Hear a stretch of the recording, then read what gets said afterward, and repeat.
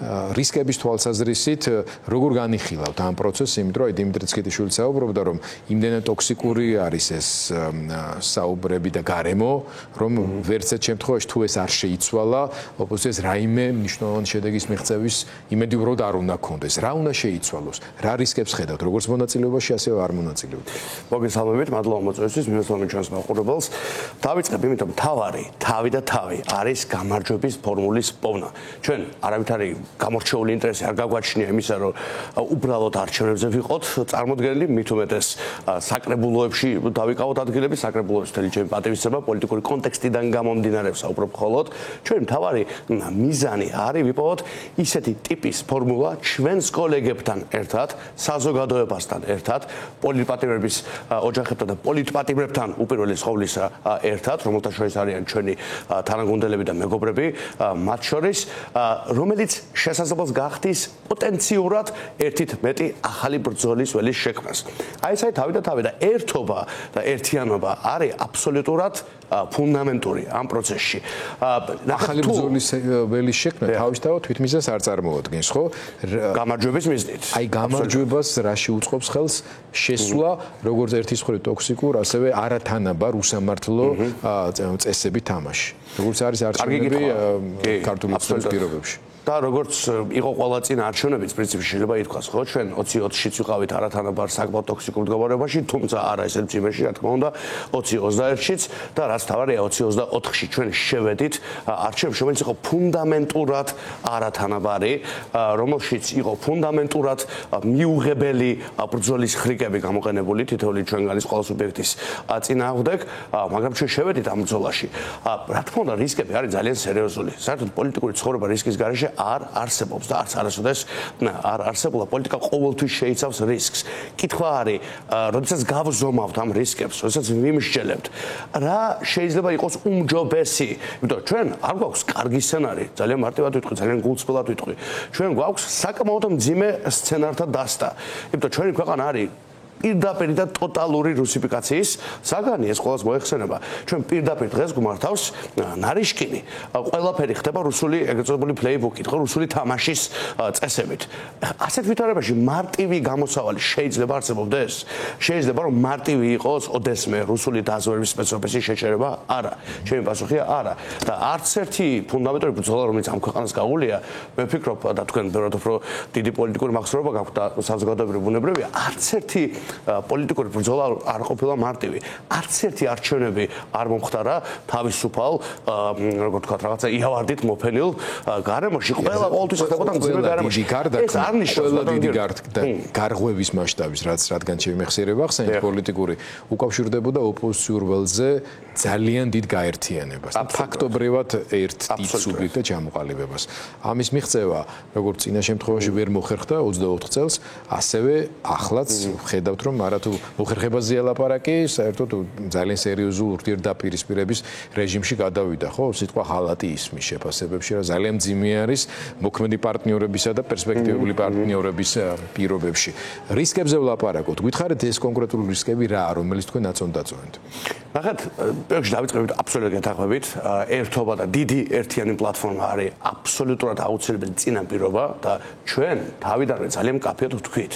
და კიდევ ერთხელ მსურსო ჩვენს ბევრს მენელს ვუთხრა, რომ ერთობის გარეშე და ერთიანობის გარეშე, საერთო რესურსით, საერთო ძალისხმევით, საერთო ენერგიით, საერთო გზავნილით, საერთო შემართებით გასვლის გარეშე ჩვენ წარმატებას ვერ მივახცევთ. ეს არაერთ გზის ითქვა ძალიან მკაფიოდ ყველა ჩვენგანის მიერ, მათ შორის სულ ბოლოს პატრი ჯაფარიძის მიერ, თქვენთან ეთერში, მამუკა ხაზრაძის მიერ, რომელაც პირდაპირ თქვა, რომ სიგიჟეა მარტო გასვლაზე ფიქრი, ასეთი ფიქრი ჩვენ არც გქონია და ამიტომ შევდა ირაკლი კუპრაძემაც ასევე თქვენს კაფიოთქვა რა, რომ ჩვენ ერთიანი ძალისხმევა გვჭირდება და ამიტომაც ჩვენ კი არ გვითხოვთ, ჩვენ შეგვეძლო გამოსულიყავით და გვეთქვა, რომ მოდით მეგობრებო, ყველამ თქვათ, რომ ესე იგი უბრალოდ ჩვენ შეგვეძლო გვეთქვა, მეგობრებო, ჩვენ გავდივართ არჩევნებზე. ჩვენ გამოვედით და თქვით, რომ მეგობრებო, მოდით ვიმსჯელოთ, მოდით ვილაპარაკოთ, დავწოთ რისკები, მაგალითად მობილიზაციის კუთხით, ხო? ეს არის ერთ-ერთი ობიექტური შეკითხვა, ხო? მაგალითად როგორ დავიცავთ ხმებს ამ კუთხით. მაგალითად რა სეგმენტი არის ნამდვილად და ჩვენ კვლევა აჩვენებს ძალიან დიდი სეგმენტი არის იმ ხალხისა, ვისაც სურს რომ გამოვიდეს არჩევნებზე, მაგრამ ნახეთ პრინციპი და მიდგომა და ეს მინდა ეს ძალიან კარგად საზოგადოებას. ჩვენი პრინციპი და მიდგომა იმ თავითვე იყო. მოდით ერთად რაციონალურად, სერიოზულად, დინჯად ვიმსჯელოთ ამ ყველა შესაძლებლობას, იმიტომ ჩვენ კვლევა გვაჩვენებს ძალიან მკაფიოდ, რომ ერთიანი რესურსით შეტევის პირობებში, ერთიანი ფრონტით შეტევის პირობებში ჩვენ შეგვიძლია მივახციოთ საგრძნობ ელექტორალურ შედეგს. კი, რა თქმა უნდა, არის ბევრი კითხვა, მეც მაქვს ძალიან ბევრი კითხვა. თქვენი პარტნიორები ამაზე გარკვეული პასუხები უკვე არის, ხო? მაგალითად, ერთიანი ნაციონალური მოძრაობა ამბობს, რომ არა, მათ შორის აი ქალბატონ მათინამ გუშინდელი შემთხვევა, ინციდენტსაც ვერ დავარქმევთ ამას, კრიმინალური შემთხვევა, მისი ქმრის გატაცების შემდეგ იძულების რომ რაღაც გამოექვეყნებოდნენ და ასე შემდეგ, მათ შორის ირიბა დაუკავშირდა პოზიციაზე გავლენის მოხდენის მცდელობას.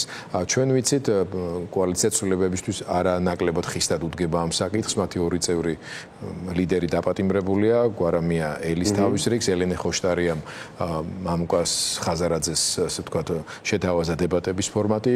ბატონი მამუკას პასუხი იყო, რომ 20 ბარიერ გადალახულის ფორმატში მოდით ვისაუბროთ ამის თაობაზე.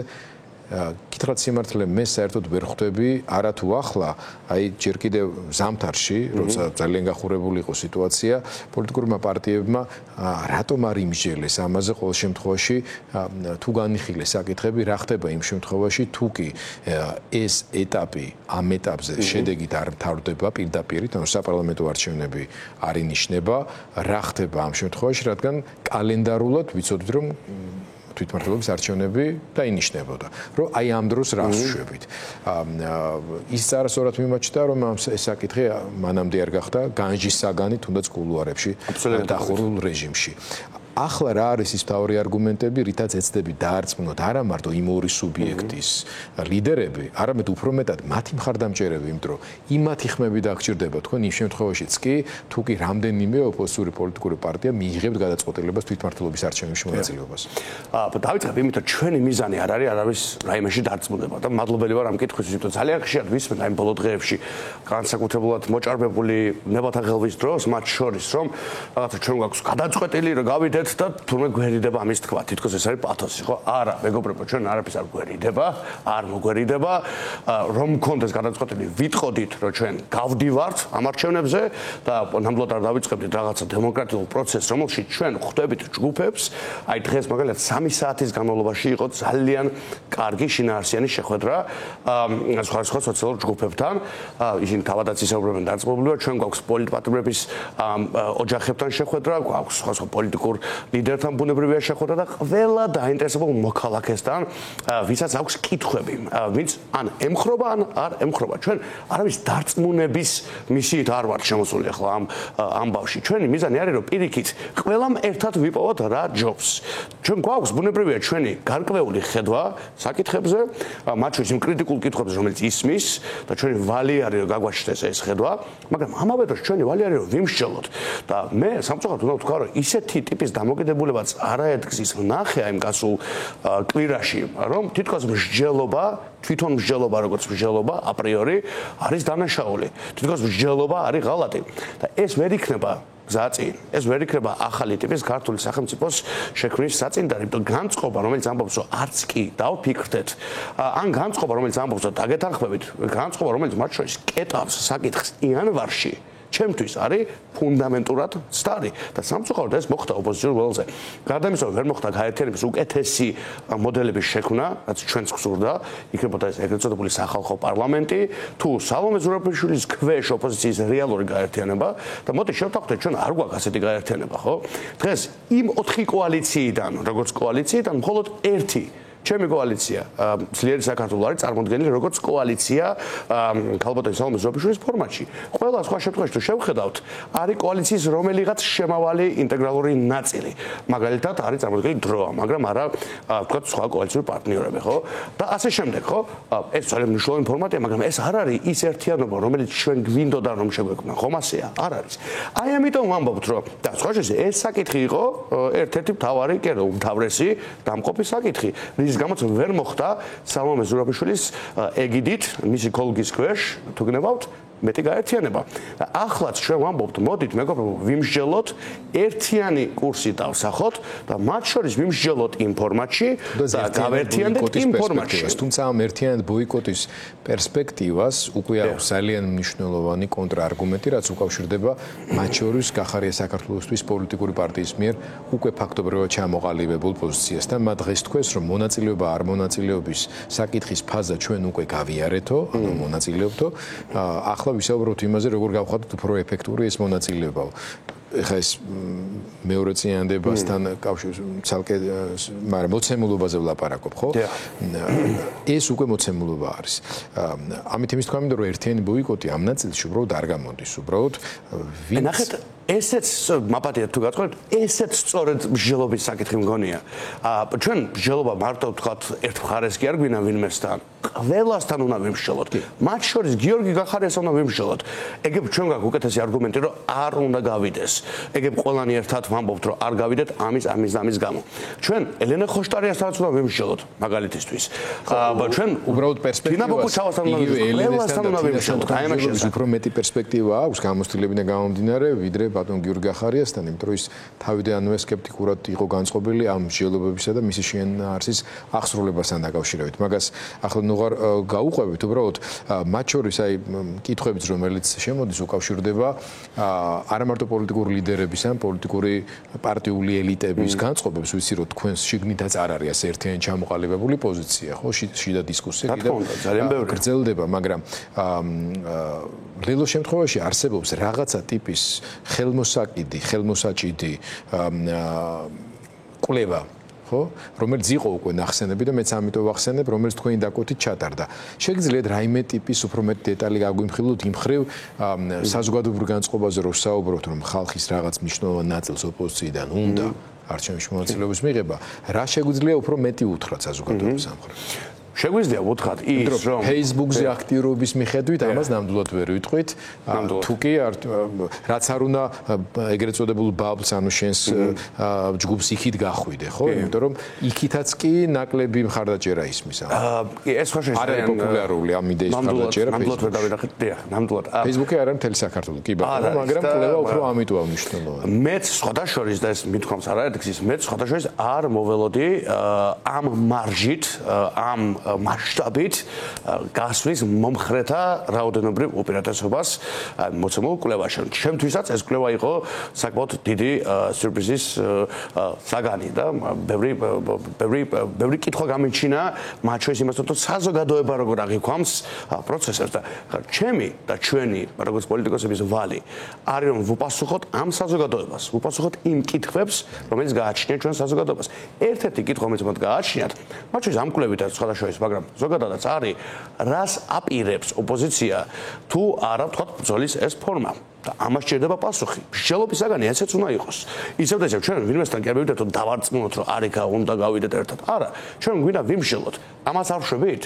მაშინ რას ვშვებით? ეს ერთი. მეორე, საზოგადოებას აინტერესებს ძალიან რას ვაკეთებთ ევროპული კურსის აღდგენის მიზნით, რაც თავისთავად შეიცავს ივანიშვილის ძალაუფლებიდან ჩამოშორებას. აინტერესებს ფასების პრობლემა, აინტერესებს უამრავი სხვადასხვა საკითხი და მე ხარ მინდა სხვადასხვა წუმან საკითხს შევეხო, მაგრამ ძალიან ბევრი ისეთი საკითხი აინტერესებს, რომელიც შეიძლება რომ გარკვეული პროტესტის, მხოლოდ პროტესტის პირობებში არ იყოს მთავარი თემა პროტესტის, ხო? ეხლა ფასები არ არის, ხო, ვთქვათ, ჩვენ პროტესტის მთავარი თემა, რა თქმა უნდა, ფასები ივანიშვილის გამო, ამიტომ შემხებლობა პირდაპირია, მაგრამ არის მთელი რიგი თემები, რომელიც ევროპული ინტეგრაცია, სახელმწიფოების წოდების დაბრუნება, ეკონომიკური ვითარების გაუმჯობესება, ეს საკითხები დაინტერესებს ადამიანებს და ჩვენ როგორც ოპოზიციას, არა მარტო ჩემს პოლიტიკურ გუნდს, არამედ ყველას ერთად ამ კითხვებზეც გმართებს პასუხების მონახვა.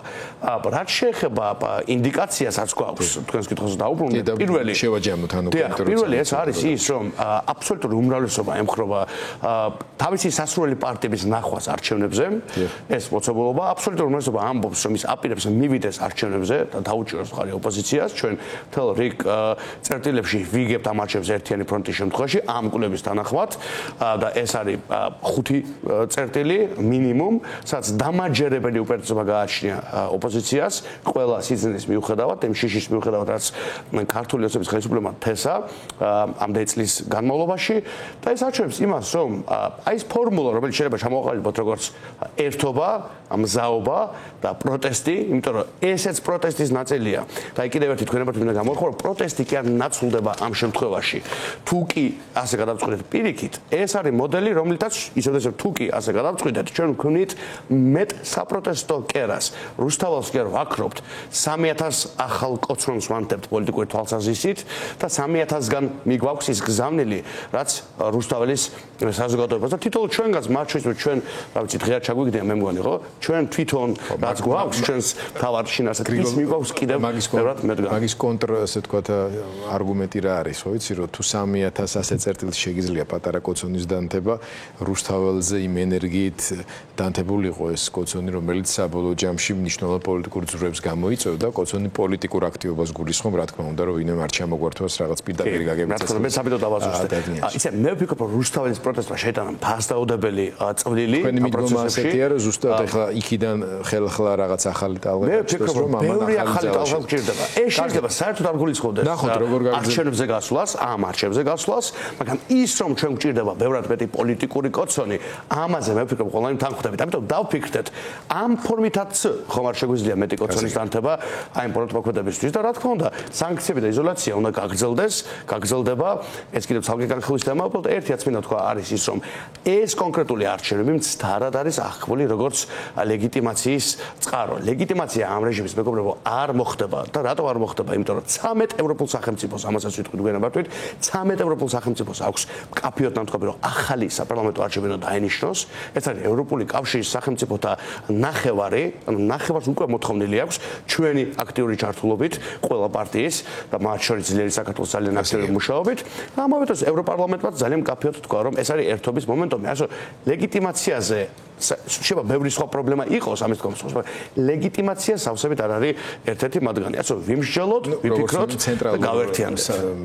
ცენტრალური ორგანოების, არჩევითი ორგანოების და მისგან დაკომპლექტებული ამაზე გაქვთ თქვენ აქცენტი, როცა ლეგიტიმაციას საუბრობთ. თვითმმართველობაში მიიღებთ მონაწილეობას და მის შედეგებს აღიარებთ, ცხადია თვითმმართველობის ლეგიტიმაცია ამ მხრივ მოხდა. ხო, ეს უკვე სხვა საკითხია. კარგი.